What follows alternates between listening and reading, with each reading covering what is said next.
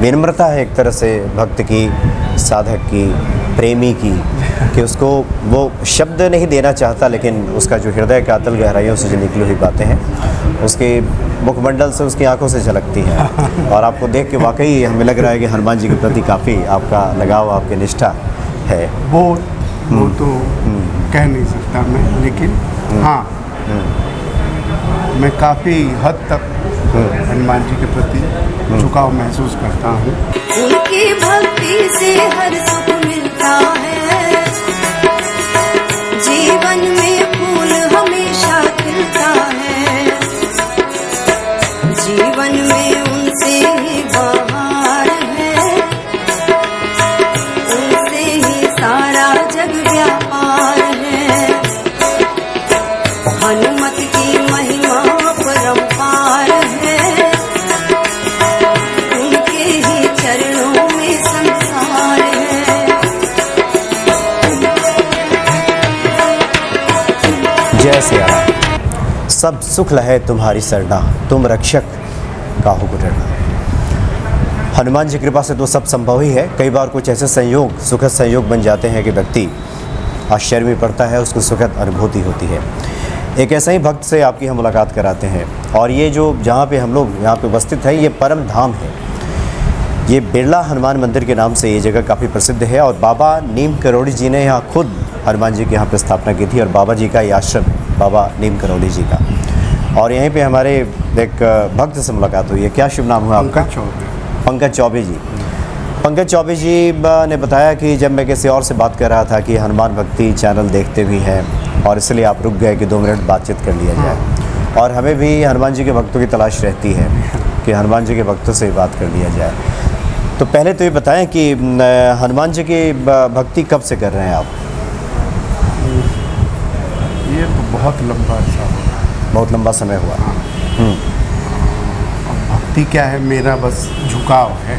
अब उसको भक्ति की संज्ञा देंगे या नहीं देंगे मुझे नहीं पता, क्योंकि भक्ति जो शब्द है वो इतना गूढ़ है कि मैं उसके अनुकूल अपने को शायद नहीं पाता।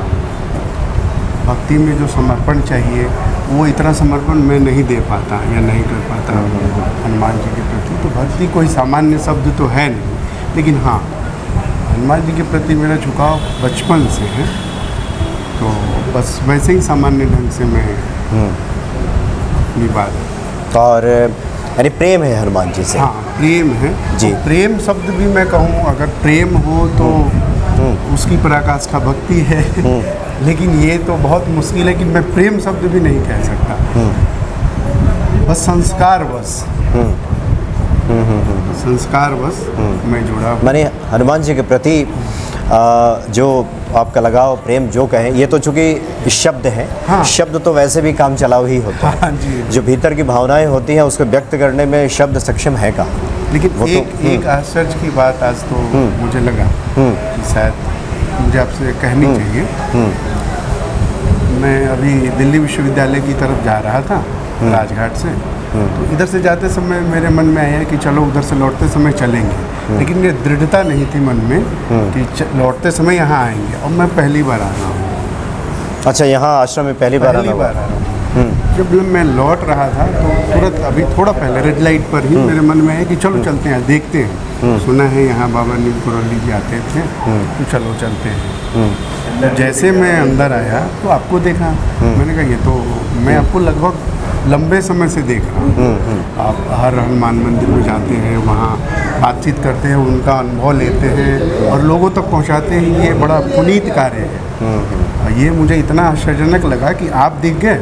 फिर मैंने कहा अच्छा 2 मिनट में इनको नमस्ते करके फिर चलता हूँ। तो ये सच में मुझे आश्चर्य हुआ। नहीं, और मुझे तो हमारी कोशिश होती है कि जो हनुमान जी के साधक हैं, भक्त हैं, भले ही आप उस शब्द में अपने को नहीं रख रहे हैं, लेकिन हनुमान जी के प्रति ये लगाव ही है जो आपके कदम इस तरफ आ गए। और बाबा नीम करोड़ी जी के आश्रम में आप मौजूद हैं। एक और शब्द का आपने जिक्र किया जो मैं बार बार दोहराता हूँ, सब सुख लहे तुम्हारी शरणा। आपका क्या अनुभव कहता है? हनुमान जी की पूजा आराधना से तो सब संभव। बिल्कुल, मुझे लगता है कि संभव हो सकता है अगर व्यक्ति प्रेम और भक्ति की पराकाष्ठा तक पहुँचे तो सब कुछ संभव है, क्योंकि पाने के लिए आपको समर्पण आपका बहुत जरूरी है। आपको समर्पित भाव से करना ही पड़ेगा। कृष्ण के प्रति राधा का प्रेम, राम के प्रति हनुमान का प्रेम, उसी तरह हनुमान जी के प्रति भक्त का प्रेम, पंकज का प्रेम, आपका प्रेम, ये वहाँ तक लेके जाएगा जहाँ तक हम जाना चाहते हैं।